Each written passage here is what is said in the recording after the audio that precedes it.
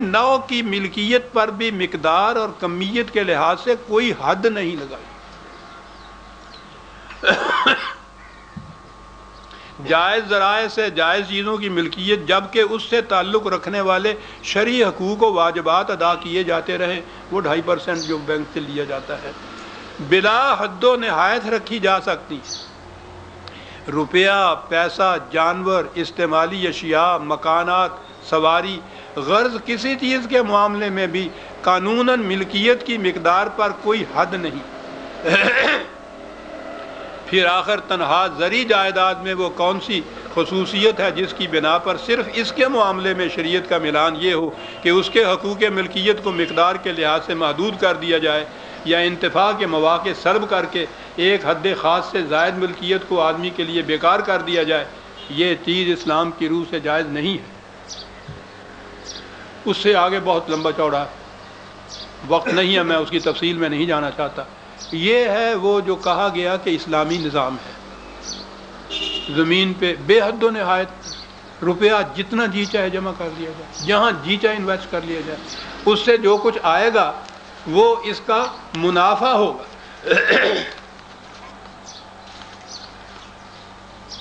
Bank کے سود کے متعلق جب یہ بات چلی تھی تو میں نے عرض کیا کہ وہ تو سیدھا سود ہے، ربا ہے۔ انہوں نے مودودی مرحوم نے کہا تھا کہ روپیہ جمع کرنے والوں کو سود دینے کے بجائے بینک ایسے منصوبے تیار کریں گے جن کے منافع میں روپیہ جمع کرنے والے برابر کے حقدار ہوں گے، اس لیے یہ اسلامی ہے۔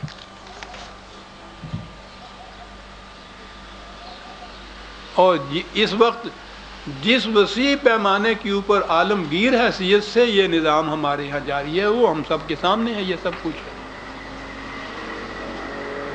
میں قرآنی نقطہ نگاہ سے بات کر رہا ہوں، قرآن کی روشنی میں اقبال کو پیش کر رہا ہوں۔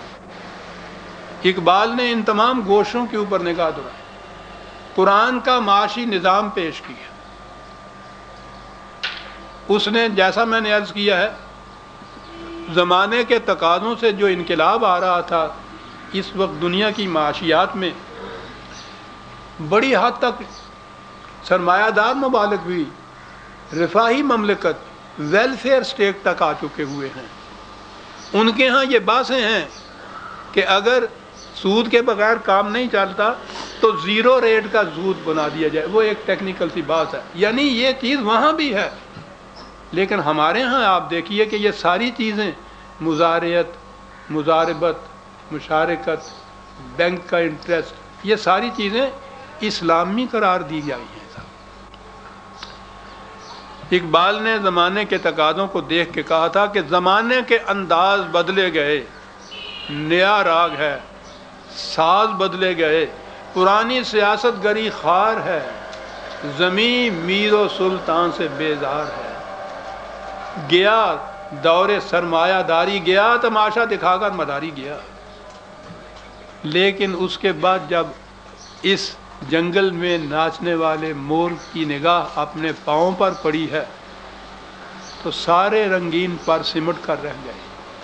مسلمان کو جب دیکھا اقبال نے کہ زمانے کے تقاضے تو یہ ہیں اور مسلمان ہے توحید میں گرم جوش، بڑے لمبے لمبے بات کہتا ہے اللہ ایک ہے سب، مگر دل ابھی تک ہے زنار پوش۔ تمدن، تصوف، شریعت، کلام، بتان عجم کے پجاری تمام، اور کہا کہ حقیقت خرافات میں کھو گئی، یہ امت روایات میں کھو گئی۔ بجھی عشق کی آگ اندھیر ہے، مسلمان نہیں راکھ کا ڈھیر ہے۔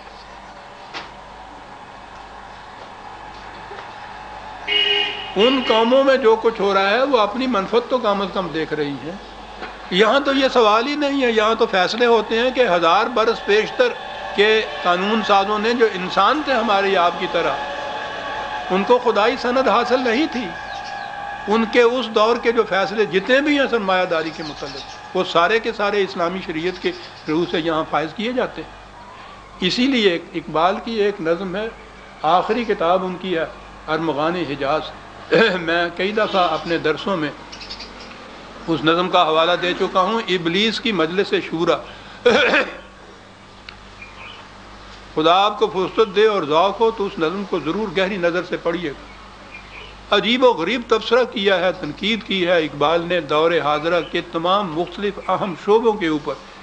اس میں ابلیس کے مشیر تو مختلف مملکتوں، مختلف نظاموں کی بات کرتے ہیں، ابلیس خود مسلمانوں کی بات کرتا ہے۔ وہ مشیر اس کے کہتے ہیں کہ ہمیں اس قوم سے ڈر لگتا ہے، اگر قرآن کہیں ان کے سامنے آ گیا تو پھر ہم باقی نہیں رہ سکتے۔ اس نے کہا فکر نہ کرو، میں جانتا ہوں۔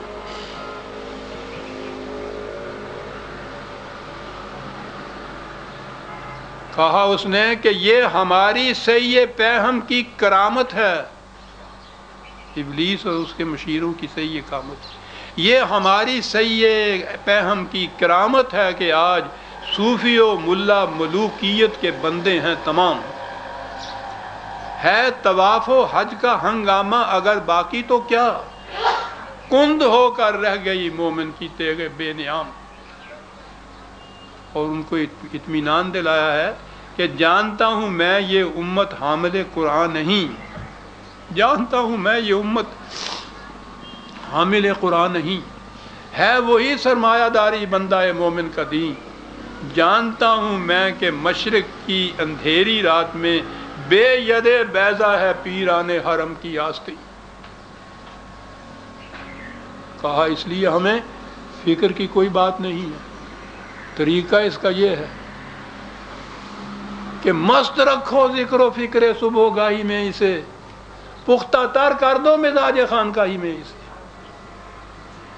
پھر سب خیر ہے۔ یہ کچھ کہتا ہوا وہ یہاں سے چلا گیا۔ عزیزان من، قرآن کی یہی آواز ہے جسے یہ خاکسار بھی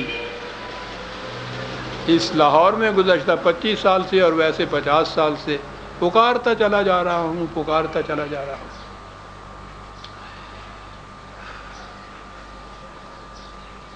اقبال نے یہ کہا تھا پاکستان کا تصور دیتے ہوئے کہ مسلمان ہونے کی حیثیت سے انگریزوں کی غلامی کے بند توڑنا اور اس کے اقتدار کو ختم کرنا ہمارا فریضہ ہے، لیکن اس آزادی سے یہ مطلب نہیں کہ ہم آزاد ہو جائیں، بلکہ ہمارا اولی مقصد یہ ہے کہ اسلام قائم رہے۔ اس لیے مسلمان کسی ایسی حکومت کے قیام میں مددگار نہیں ہو سکتا جس کی بنیادیں انہی اصولوں پر ہوں جن پر انگریزی حکومت قائم ہے۔ ایک باطل کو مٹا کر دوسرے باطل کو قائم کرنا چیمانی دارت۔ اس کے نزدیک آزادی سے مفہوم یہ تھا کہ خدا کی کتاب کی حکمرانی قائم ہوئی دنیا کی۔